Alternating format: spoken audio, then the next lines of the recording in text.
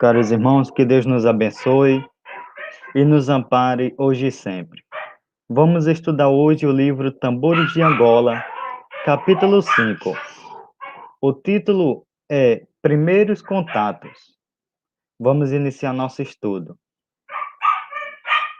Algum comentário, alguma dúvida, pode deixar nos comentários no YouTube. Vamos para a leitura. Capítulo 5, Primeiros Contatos. Nikita resolveu procurar orientação na tenda de Umbanda que Ione frequentava. Embora um pouco apreensiva, pois achava Ione um pouco mística, não conhecia outra maneira de ajudar seu filho.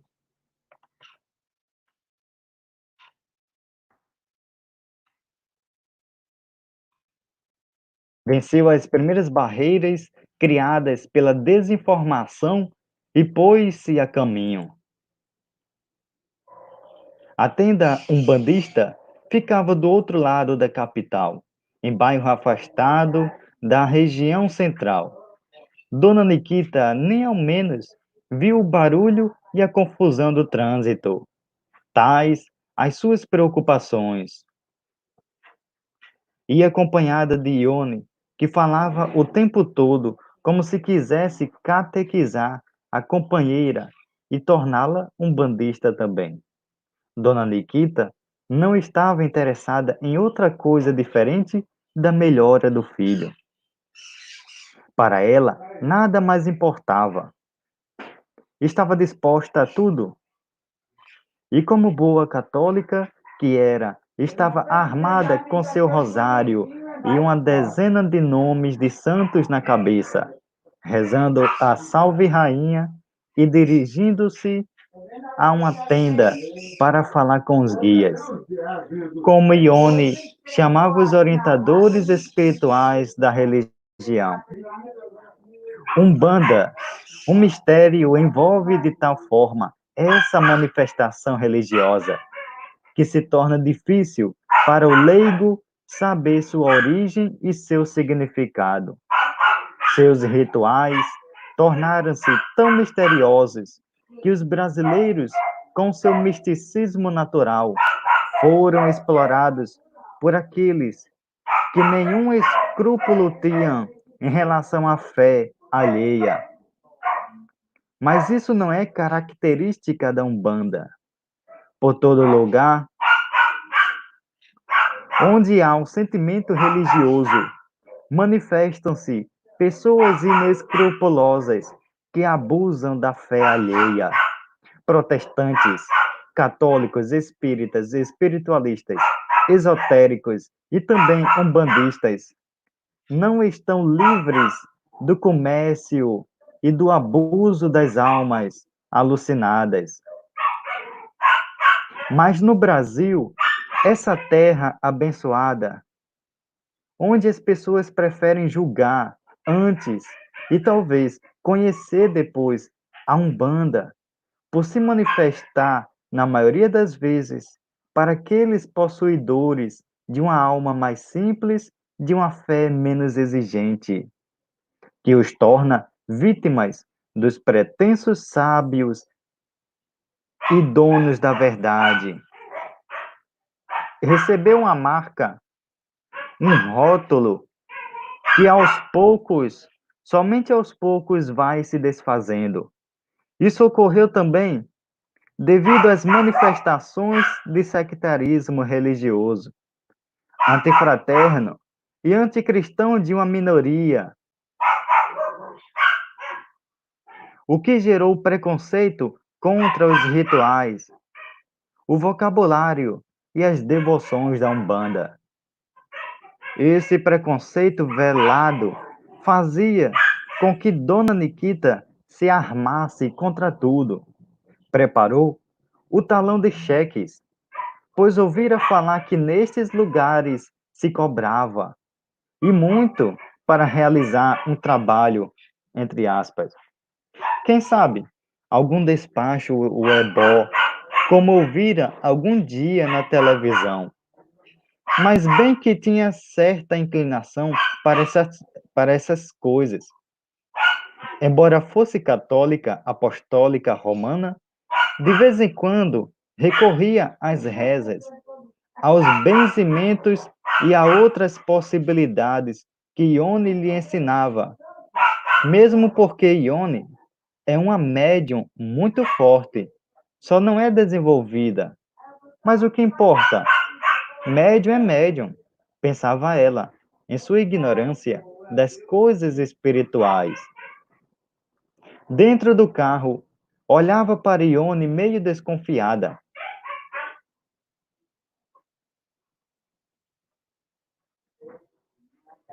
Imaginando encontrar no centro toda uma parafernália de instrumentos de culto, animais para serem mortos, velas e defumadores, cânticos estranhos e muita cachaça. Afinal, não era assim que falavam nos comentários de televisão? E não era assim que a caridade do povo se referia ao culto?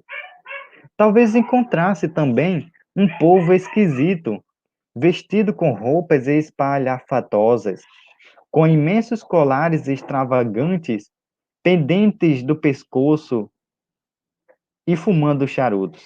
Ai, meu Deus! Deixou escapar Dona Nikita. Onde me meti? O que foi que a senhora disse, Dona Nikita? Perguntou Ione, que se distraíra. Tudo bem, tudo bem. Eu faço tudo por meu filho, pensou Dona Nikita. Estava apenas rezando sozinha, mentiu. Aproximaram-se do local, que tinha aspecto agradável, e era localizado em rua arborizada. Antes de chegar, pôde ver muitos carros parados em frente a uma casa de aspecto simples, mas de bom grado. Pararam o carro e desceram. Dona Nikita conservava-se pensativa e esperava ver a multidão de gente esquisita entrando escondida em algum lugar escuro e de aspecto diferente. Essa foi sua primeira decepção. Deparou com pessoas alegres, joviais, efusivas. Foi recebida com imenso carinho enquanto Ione a apresentava aos amigos, que a cumprimentavam com um saravá, saudação característica de nossos irmãos umbandistas. Adentrou a casa, ou tenda, como era chamada pelos frequentadores. Então, teve mais uma surpresa e, quem sabe, uma decepção.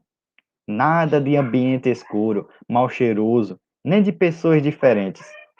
Encontrou pessoas normais, tão normais quanto ela mesma, sorridentes, porém respeitosas pelo ambiente onde se encontravam. O cheiro de rosas e de outras ervas, que não pôde identificar, enchia o ambiente de um agradável odor, que lhe fazia imenso bem. Foi acalmando-se intimamente. O efeito das ervas aromáticas foi aos poucos estabelecendo aquele estado íntimo de intensa tranquilidade. Cheiro suave e agradável, nada do que imaginara anteriormente. O salão era de uma simplicidade que desafiava tudo que pensara antes. Havia cadeiras dispostas com regularidade para a assistência. Ao fundo, uma mesa, utilizada como altar, com uma imagem de Jesus de Nazaré, duas velas acesas ao lado e copos com água, formavam a maior parte dos utensílios do culto. Tudo simples, muito simples. Entre o altar e a assistência, havia uma divisão com um espaço relativamente grande, que Dona Nikita não sabia para que servia. Ela, porém, estava desarmada, decepcionada com a simplicidade do ambiente. Ione aproximou-se de Dona Nikita e conduziu-a para outra repartição da tenda. Um pequeno cômodo onde ela seria entrevistada por um companheiro da casa. Não me deixe sozinha, pelo amor de Deus. Que é isso, amiga? Fique tranquila. Só vamos anotar os dados para registro. Entraram no pequeno aposento e pôde notar uma escrivaninha com duas cadeiras em frente e um retrato fixo na parede dos fundos.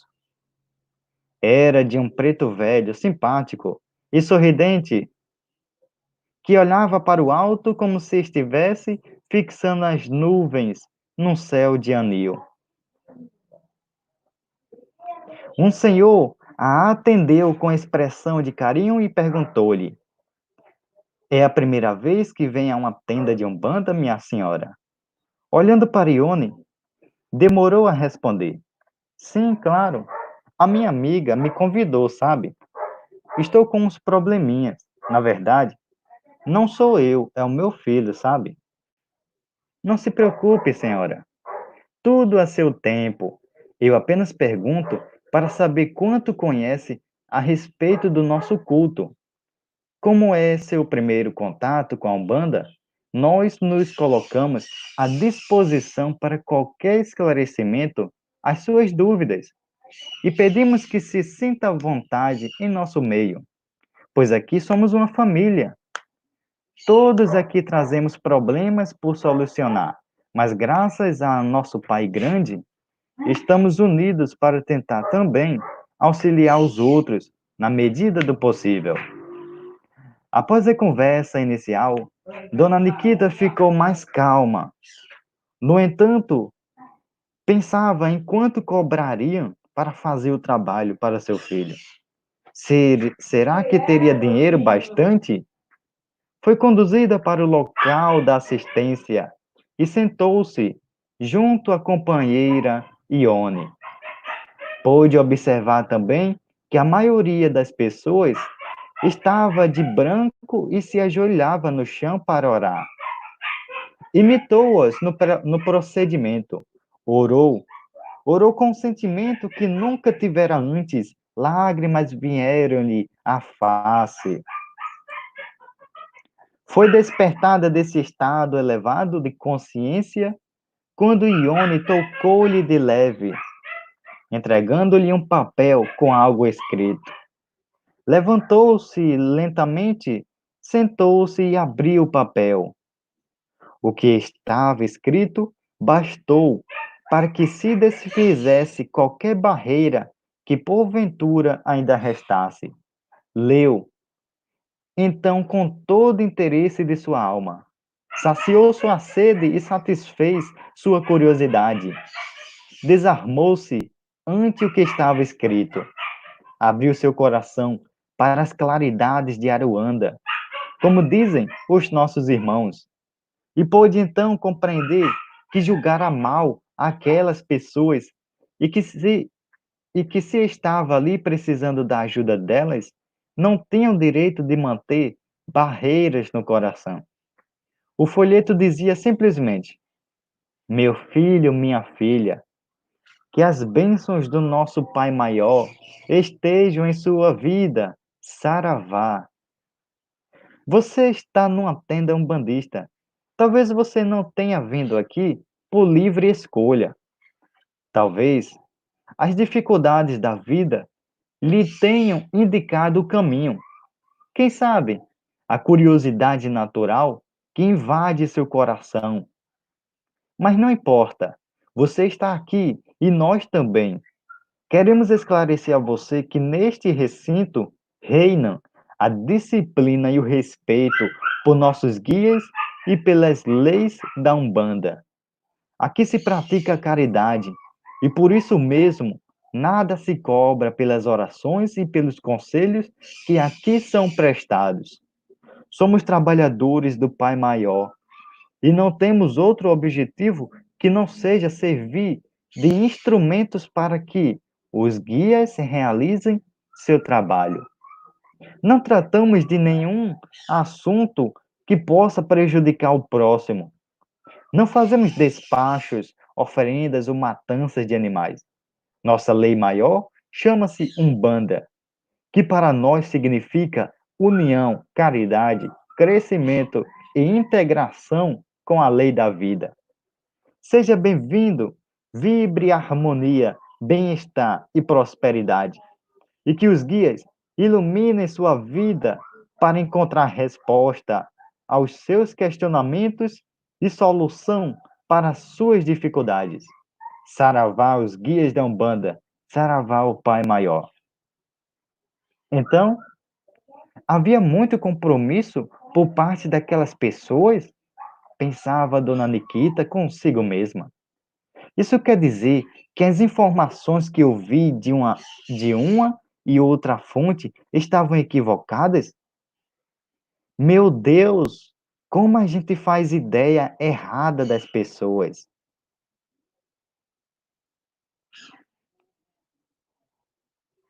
A tenda começou a encher de gente e logo não havia mais lugar. Começaram então a cantar. Os cânticos sagrados da Umbanda realmente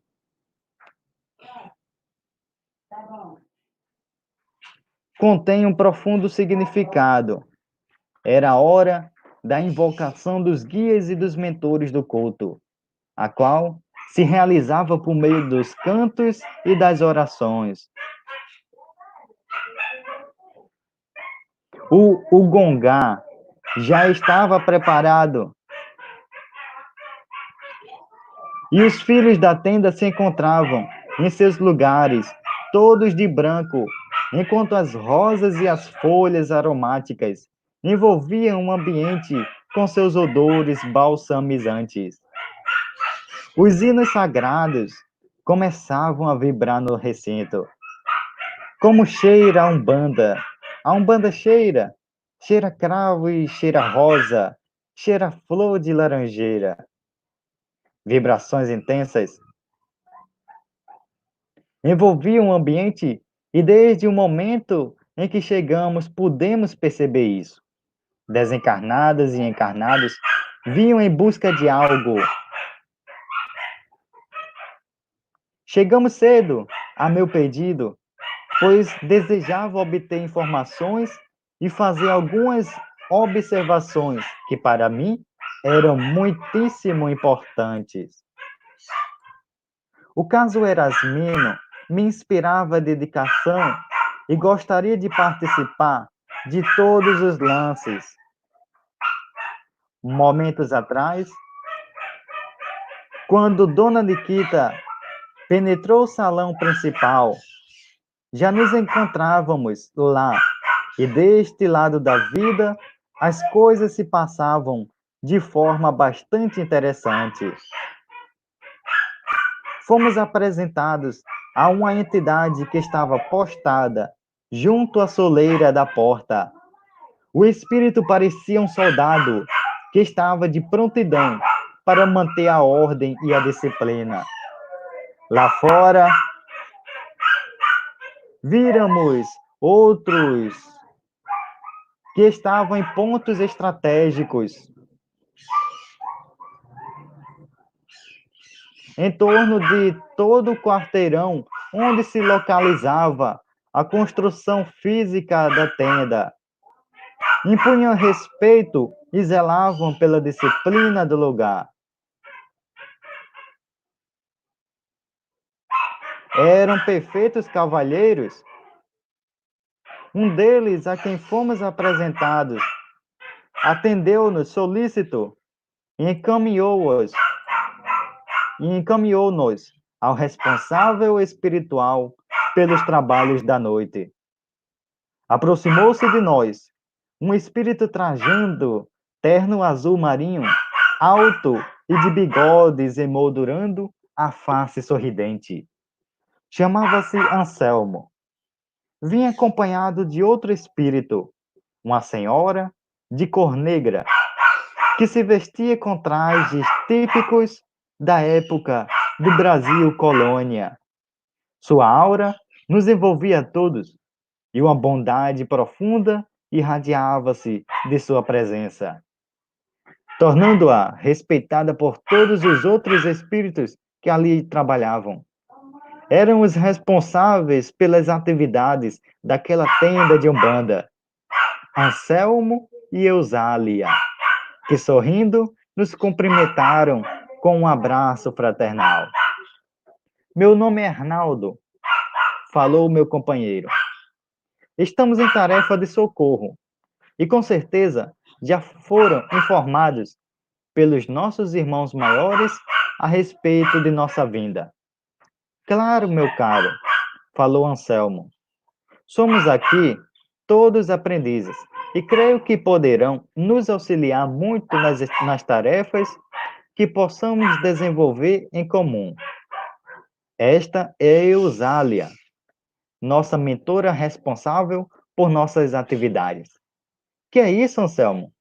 Dessa forma você me deixa sem jeito, redarguiu a entidade carinhosamente. Somos trabalhadores da mesma causa e estamos aqui para fazer o melhor que pudermos para o auxílio a quantos Deus nos envia. Sintam-se em casa, meus filhos. A partir daí, estabeleceu-se um clima de verdadeira fraternidade e amizade entre nós. Anselmo nos orientava com carinho quanto a tudo que perguntávamos, ou melhor, que eu perguntava, pois não abandonara ainda meus hábitos de espírito perguntador. Não consegui deixar na terra a minha curiosidade, que até hoje me acompanha como marca registrada. Afinal, mesmo deste lado da vida, tem muita gente que se julga possuidora da verdade, o que é um ledo engano.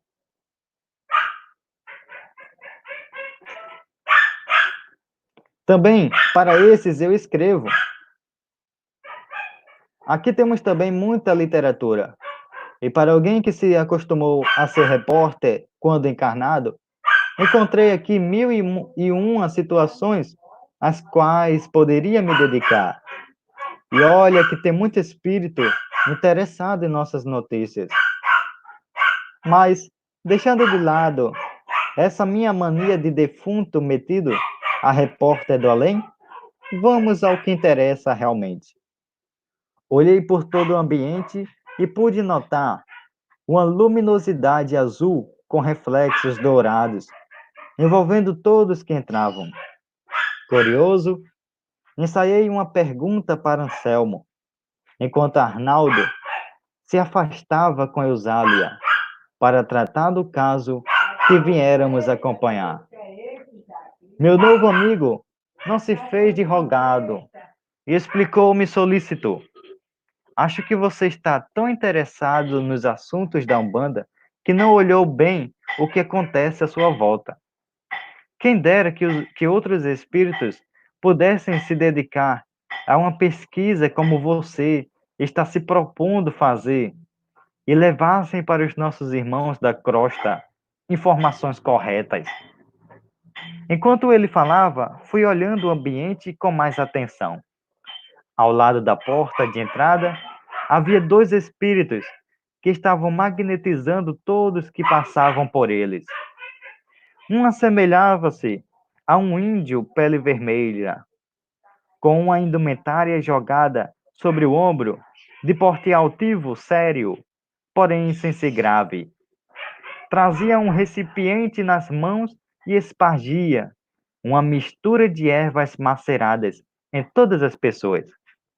Do outro lado da porta, um autêntico preto velho, porém nem tão velho assim, trazia nas mãos um estranho instrumento que Anselmo identificou como sendo um turíbulo ou um incensário, movendo-o em torno das pessoas que entravam na tenda.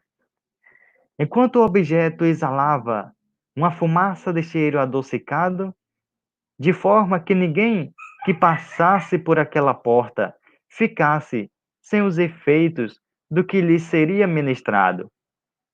Esses são companheiros que na terra se especializaram no cultivo e na manipulação de ervas, Aqui deste lado, além de irradiarem fluidos de sua aura pessoal, continuam com o mesmo trabalho, auxiliando quanto possam para o benefício geral. Falou-me Anselmo. Observe bem aquele companheiro que entra no salão. Entrava um senhor de semblante grave e estatura alta, acompanhado por uma jovem que segurava em sua mão. O preto velho e o índio faziam o que eu chamava de ritual, envolvendo-o em suas vibrações. Aproximei-me mais para melhor observação e pude notar no Senhor uma grande quantidade de energias que se mesclavam em tonalidades de cinza e verde escuro, envolvendo-o na região do chakra frontal e do plexo solar. Trazia impregnado em seu campo áurico algo semelhante a uma lagarta que parecia sugar-lhe as energias. Quando a fumaça fluídica o envolveu, começaram a cair no chão algumas postas de uma massa que se assemelhava à carne crua, guardando a peculiaridade de parecerem vivas, pois mexiam-se constantemente. Quando o índio espargia sobre o Senhor a água, que tinha propriedades desconhecidas para mim, ela caía sobre o parasita e o desfazia, derretendo-o, como se fosse um ácido que derramado sobre a estranha criatura a desmaterializasse. Fiquei abobalhado com o que vira. Eram verdadeiros, eram verdadeiramente diferentes os métodos empregados, mas sem sombra de dúvida, eram eficazes. Anselmo socorreu-me a curiosidade novamente. Vê, meu amigo, como esses companheiros promovem a limpeza magnética nas auras dos irmãos encarnados? Utilizam-se de recursos que conhecem. Você não ignora que todas as coisas têm magnetismo próprio. E aqui, deste lado da vida, as estruturas astrais das plantas, com a vibração que esses espíritos conseguem canalizar da natureza, são medicamentos eficazes que, nas mãos de quem conhece, se transformam em potentes instrumentos de auxílio, expurgando do campo magnético dos companheiros encarnados e mesmo desencarnados larvas e criações mentais inferiores. A natureza guarda segredos que estamos longe de compreender em sua totalidade. Aqui nada se perde. Todo conhecimento é utilizado para o trabalho de auxílio. Toda experiência é aproveitada nas tarefas. Porém, obedecemos a um critério, como verá depois. Comecei a aprender que em qualquer lado da vida em que nos encontremos, nossas experiências, nosso conhecimento, mesmo que sejam incompreendidos por uma multidão, poderão ser úteis no serviço ao próximo. Aquele caboclo e aquele preto velho eram espíritos de uma sabedoria que desafiava muitos sábios da crosta e mesmo muitos desencarnados. Em sua simplicidade e pureza de intenções, auxiliavam quanto podiam, dando sua cota de contribuição. Segui Anselmo e observei igualmente o Gongá, local onde se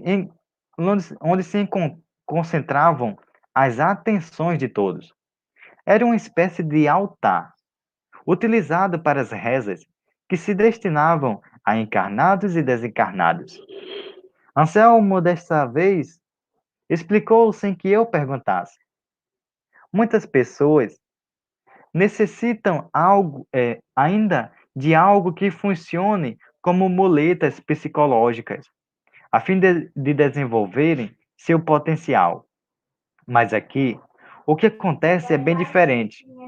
O altar, Os objetos de culto e todo o simbolismo que utilizamos, como os pontos riscados e cantados, as chamadas curimbas, visam compor o que chamamos de bateria magnética. É uma espécie de bateria psíquica que concentra as energias de que precisamos para as tarefas que realizamos. Na Umbanda, lidamos com fluidos às vezes muito pesados, com magnetismo elementar e uma grande quantidade de pessoas que aqui vêm em busca de recursos não conseguem ainda compreender o verdadeiro objetivo da Umbanda. Às vezes, muitos umbandistas também não lhe compreendem os mistérios sagrados.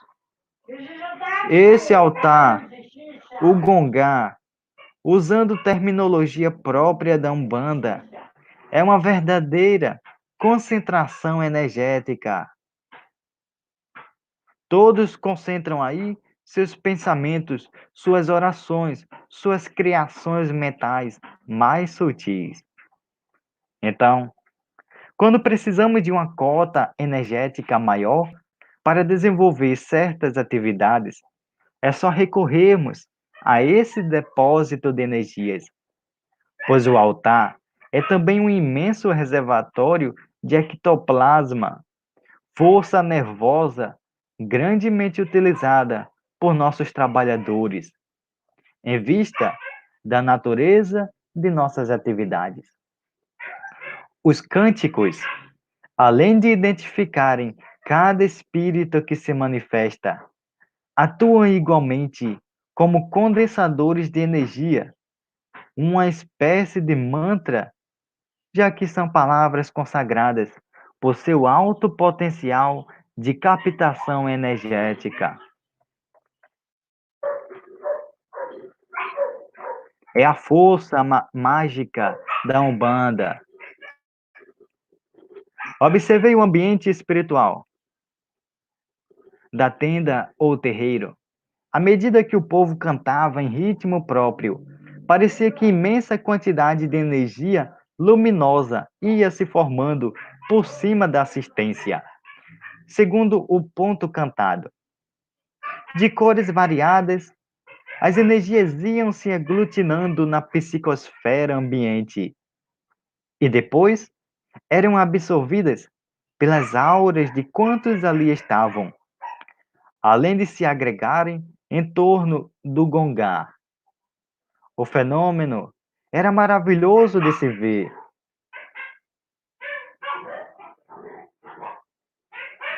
Em meio ao redemoinho de energias, espíritos que se manifestavam na forma de crianças canalizavam esses recursos para os assistentes, que estremeciam ao receberem o choque energético.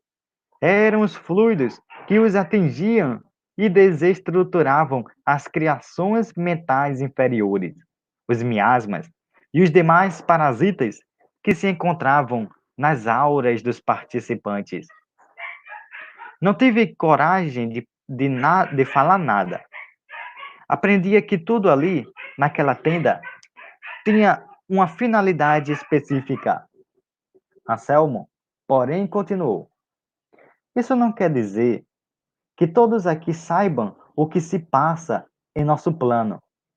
Para muitos, tudo isso significa apenas uma forma de se adorar ou de se prestar culto às forças da natureza ou um elo de união com guias e mentores da Umbanda. Mas estamos trabalhando para que os nossos médiuns se esclareçam cada vez mais e compreendam as leis que regem as atividades deste lado da vida. Já obtivemos muitos resultados e cremos que conseguiremos, com o tempo, sensibilizar muitos, apesar das dificuldades naturais que encontramos por parte de dirigentes, médiuns e frequentadores que teimam em continuar na ignorância do que ocorre, transformando tudo em misticismo. Mas não importa.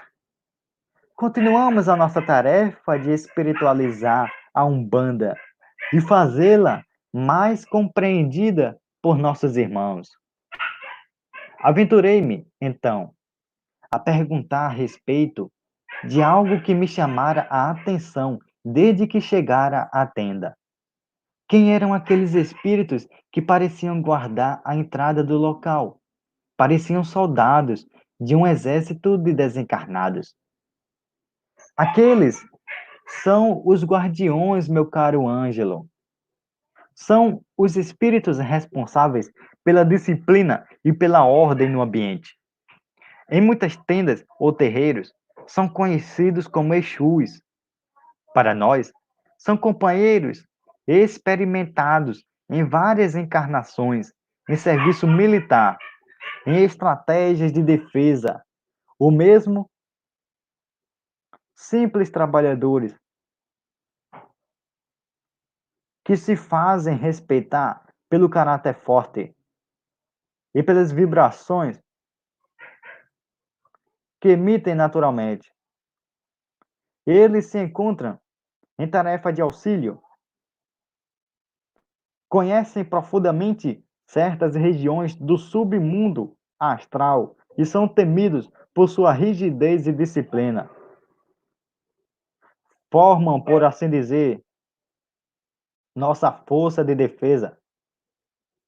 Pois não ignore que lidamos em um enorme número de vezes com entidades perversas, espíritos de baixa vibração e verdadeiros marginais do mundo astral.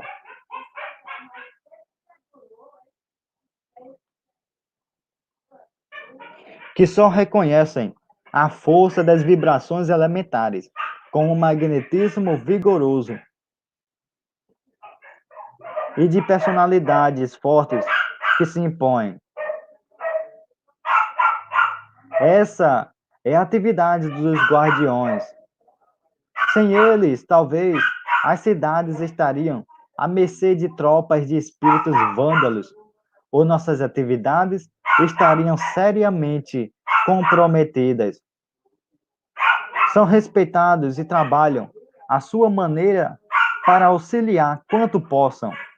São temidos no submundo astral, porque se especializaram por várias e várias encarnações na manutenção da disciplina. Quer dizer, então, que estes são chamados Exus? Mas quando se fala neles, as pessoas os julgam seres infernais ou assassinos, e até mesmo certos umbandistas passam essa ideia a respeito deles. Existe muita desinformação e também falta de estudo, principalmente nos meios que se dizem umbandistas. Na verdade, prolifera um número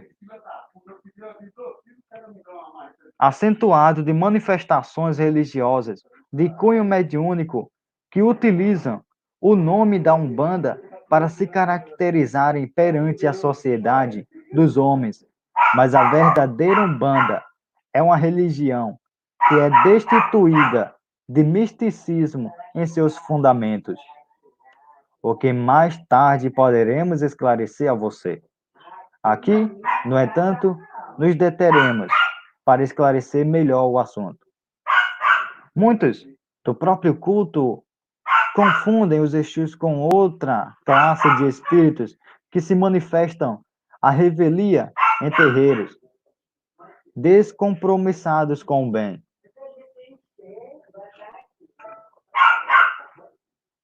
Na Umbanda, a caridade é a lei maior. E esses espíritos, com aspectos os mais bizarros, que se manifestam em médiums, são, na verdade, de outra classe de entidades. Espíritos marginalizados por seu comportamento ante a vida verdadeira.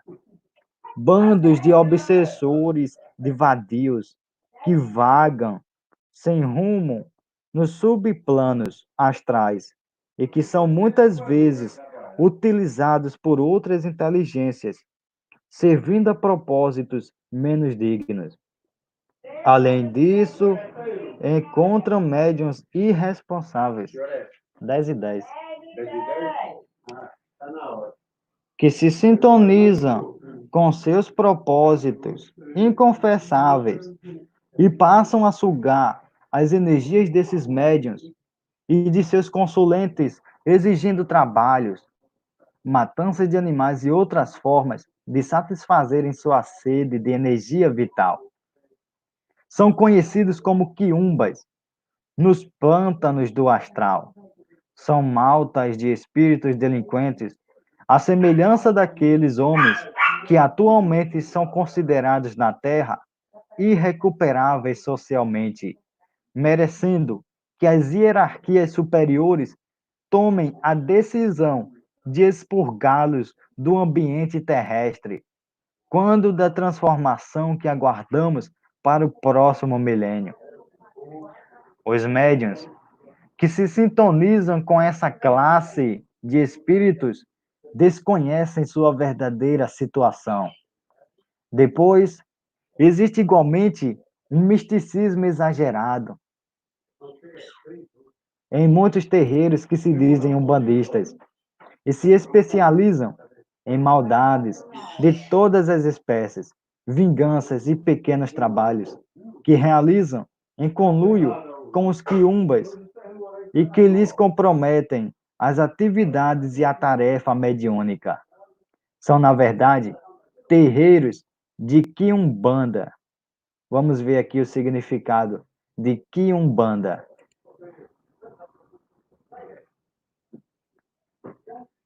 Nas 14 impressões da primeira edição de Tambores de Angola, grafou-se equivocadamente esta palavra como quimbanda. O erro também pode ser verificado em dicionários.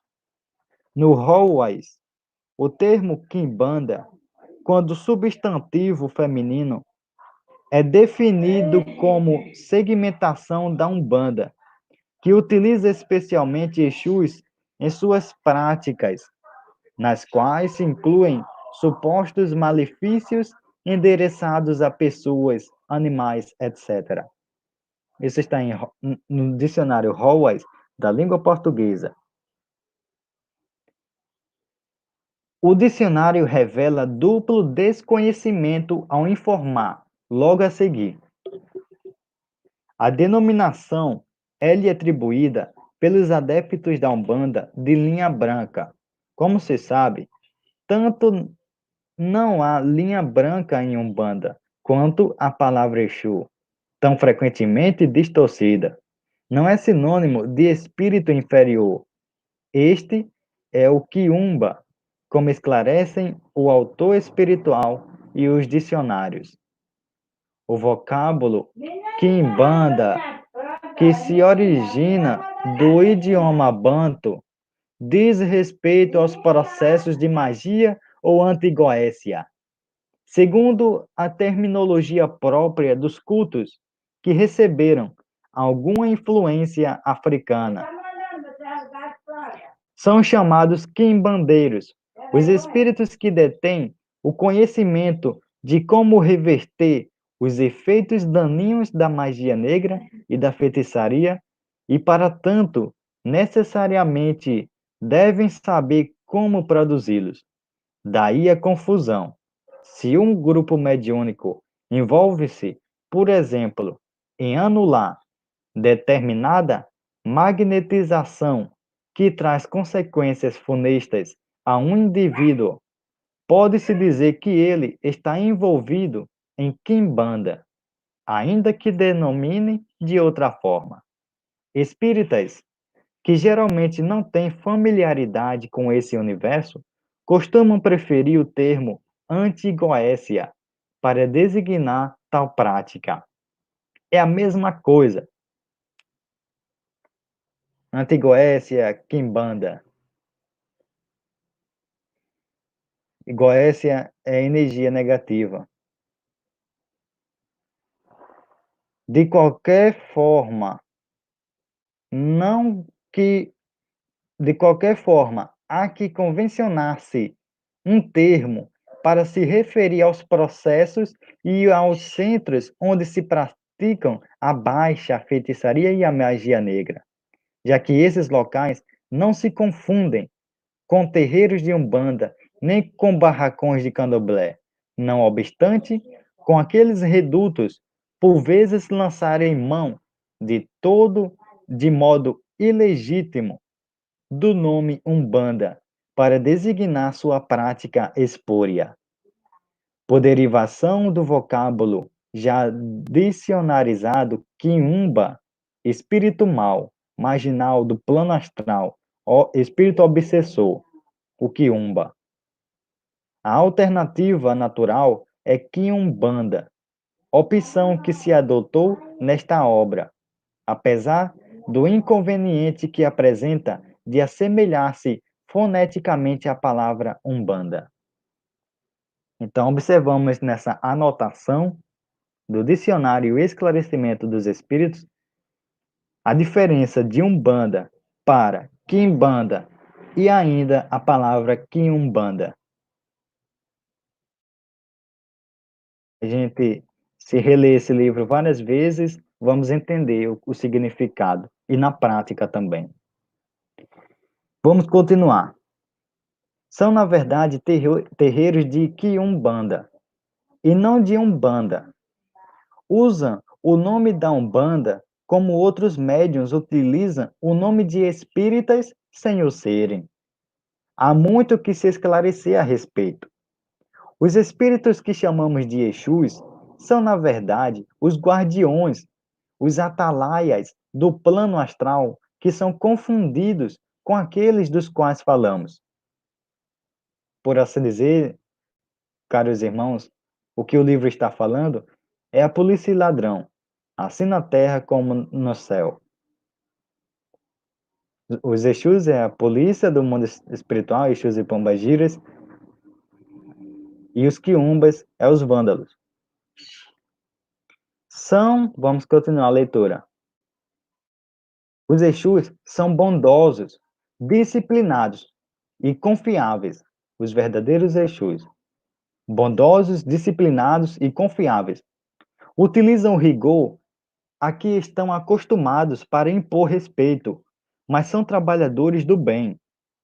Como nós, não exigem nem aceitam trabalhos, despachos ou outras coisas ridículas, das quais médiuns irresponsáveis, dirigentes e pais de santo ignorantes se utilizam para obter o dinheiro de muitos incautos que lhes cruzam os caminhos.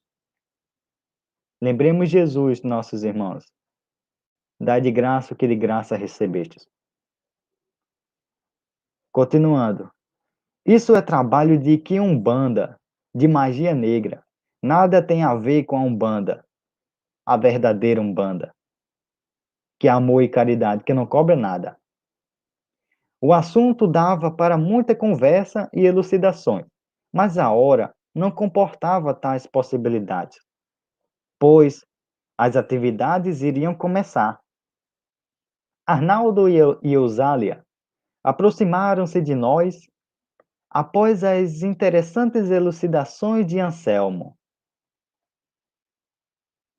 Enquanto os dois mentores se dirigiam para a mesa ou altar, achegamo-nos de Dona Nikita para envolvê-la com vibrações mais sutis, enquanto, segundo Arnaldo me contou, um grupo de espíritos, os guardiões, estava se dirigindo à residência de Erasmino, e outro grupo faria investigações em relação ao lugar que visitamos, o prédio onde trabalhava a falange de espíritos que estavam envolvidos com os desequilíbrios de Erasmino.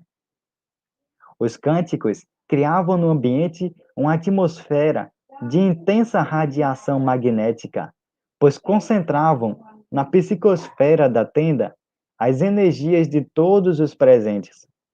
Faíscas elétricas cruzavam o ar, ionizando a atmosfera, como se as correntes energéticas obedecessem ao ritmo dos hinos cantados. Não havia ali atabaques ou tambores, como eram utilizados em outros lugares. A um sinal do dirigente, pararam de cantar e todos se concentraram no altar, de onde emanava luminosidade singular, parecendo uma névoa de irradiações cintilantes. Foi indicado um médium da corrente para realizar as preces iniciais, e novamente começou o cântico de evocação das entidades da casa. Aproximou-se de cada médium determinado espírito que o envolvia em suas vibrações peculiares. O ritmo da música foi aumentando e pude ver como Eusália e Anselmo aproximaram-se dos médiuns com os quais deveriam trabalhar na noite. Fiquei encantado com o que via. Eusália transformou-se aos nossos olhos de desencarnados, modificando sua aparência perispiritual, de tal maneira que se alguém possuidor de evidência a tivesse visto, naquele momento não a reconheceria. Foi se encurvando aos poucos e assumiu a personalidade e a aparência de uma velha de mais ou menos 70 anos de idade, enquanto o seu médium igualmente assumia a mesma postura, demonstrando em seu semblante as características que o espírito assumira. Por sua vez, Anselmo foi aos poucos modificando sua aparência e, num exercício de ideoplastia, assumiu aspectos de um velho calvo, negro e de um sorriso extenso no rosto. A médium que o recebia, como falavam na tenda, tomou a mesma postura do espírito que se apresentava aos encarnados como o pai Damião, enquanto Eusália era agora a bondosa vovó Catarina. Começaram as atividades mediúnicas da noite, e cada médium dava passividade a um espírito que se manifestava entre os encarnados como o Preto Velho. Era a gira da Umbanda. Dona Nikita foi conduzida por Ione a ajoelhar-se aos pés de vovó Catarina, entidade que se revezava com pai Damião na direção dos trabalhos. O olhar bondoso da entidade transparecia através dos olhos do médium que lhe recebia a influência. Sentada em um banco pequeno, trazia um ramo de alfazema na mão, que lhe fora dado por um jovem que auxiliava, com o qual fazia seu benzimento. Dona Nikita começou a chorar, emocionada com as vibrações da entidade, as quais a envolviam. A preta velha começou a falar naquele linguajar todo simples que conseguia tocar os corações. Deus seja louvado, minha filha. Deus seja louvado. Vós mercê vem à tenda de Negavé em busca de ajuda, mas Negavé vê mais em seu coração. É um coração de mãe, como Nega foi um dia. Vós mercê sofre pelo fio querido. Mas não há de ser nada não, minha filha. Mantenha a fé em Deus, nosso Pai maior.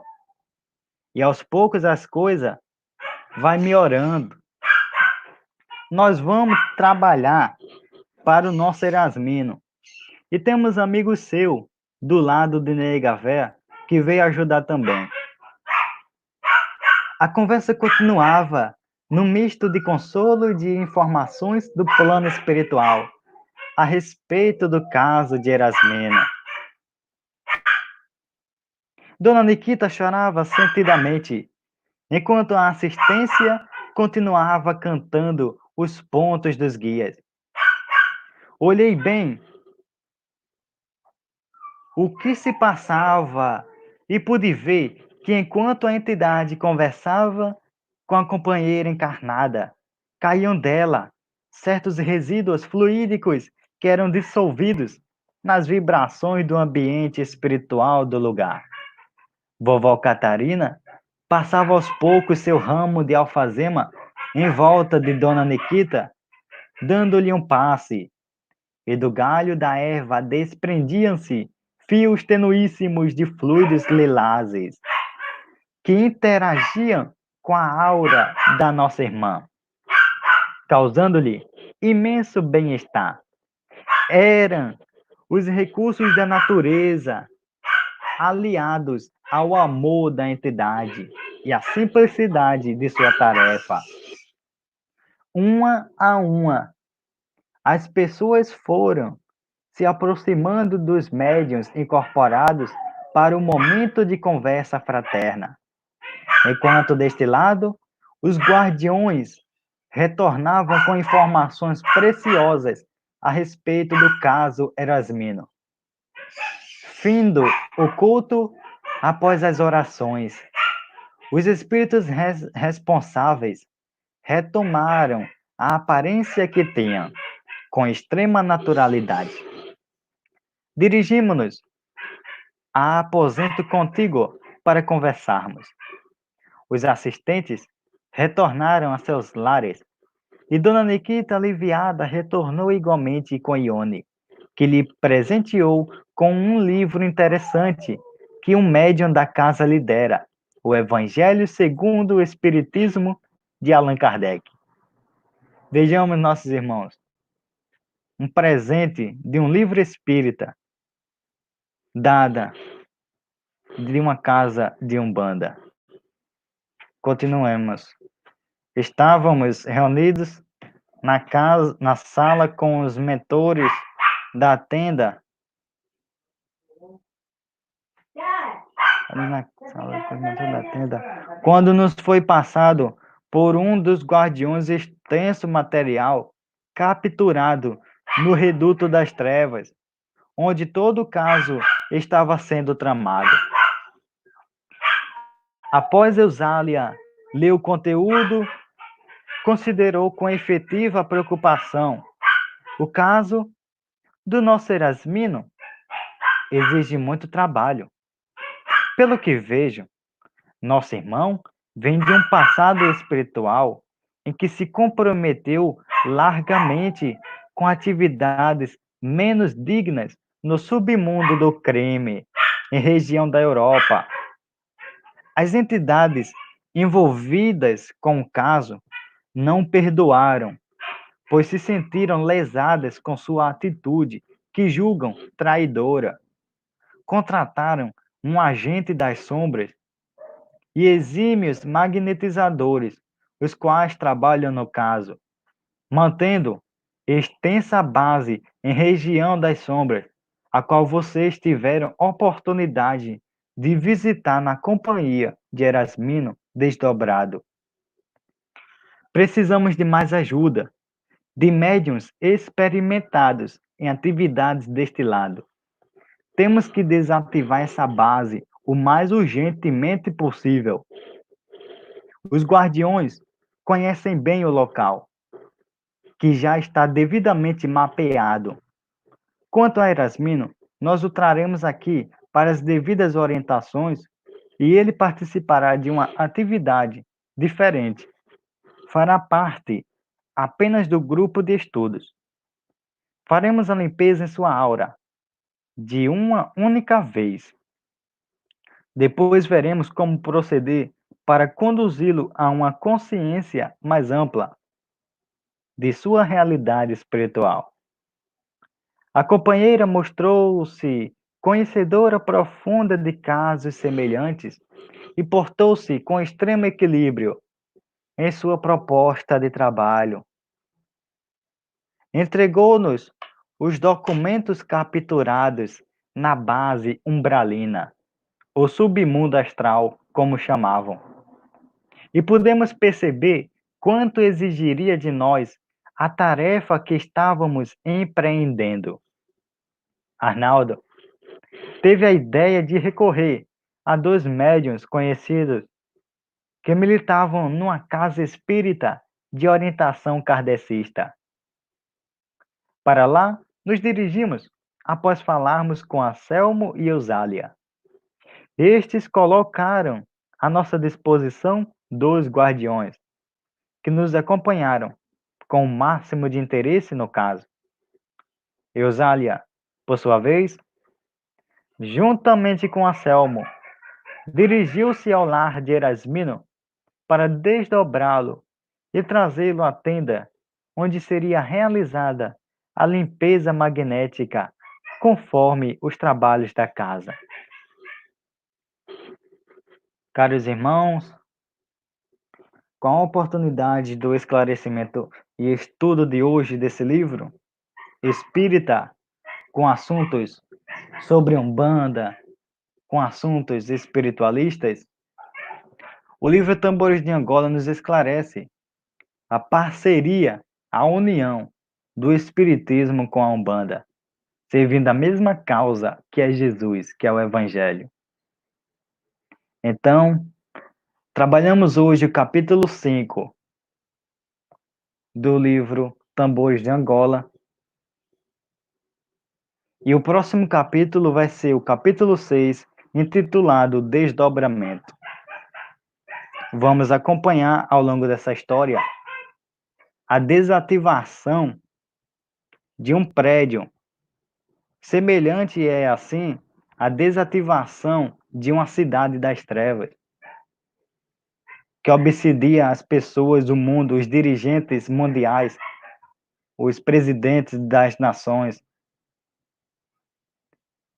que jogam vírus, que botam chips eletrônicos nas pessoas para obsidiar, que criam a epidemia, a pandemia, no mundo espiritual inferior, em direção aos planos onde nós estamos agora. Essa virose, essas doenças, começa nessas zonas inferiores. Obsessão coletiva. E é hora de despertar consciência para o coletivo, para a consciência coletiva com o Evangelho. É hora de nós nos conscientizarmos com base na moral evangélica. Independente de crença, é o Evangelho que nos interessa. Agradecemos por tudo e vamos encerrar nosso estudo de hoje. Que Deus nos abençoe. Agradecemos a Deus e a todos os irmãos pela oportunidade de entendermos um pouco da vida espiritual. Que nos ajude o nosso Pai de amor a se melhorar e nos livrar de todos os males materiais e espirituais. Deus abençoe a terra e todos os irmãos precisam de ajuda. Deus abençoe os anjos da guarda. Está por encerrada a nossa aula e reflexão de hoje. Assim seja.